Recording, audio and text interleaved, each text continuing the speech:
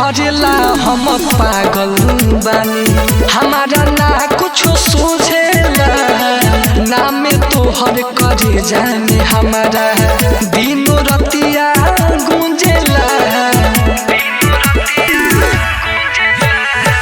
तोहरेला हम पागल बानी, हमारा ना कुछ सोचेला, नाम तोहर करे जाने हमारा दिनो रतिया गूंजेला।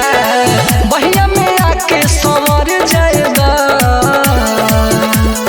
बन के जान का जल, तो अपना आँख में उतर जाएगा बन के जान का जल, तो अपना आँख में उतर जाएगा।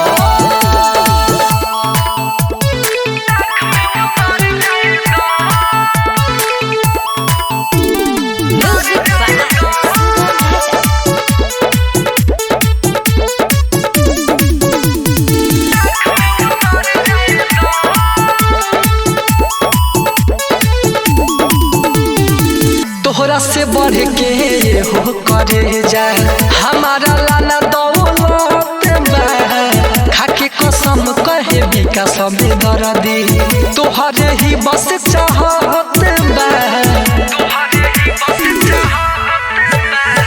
तोहरा से बढ़ के हो करे जाए हमारा लाना दौलत बा, खाके कसम कहे चितरा गंदे, तोहरे ही बस चाहत बा।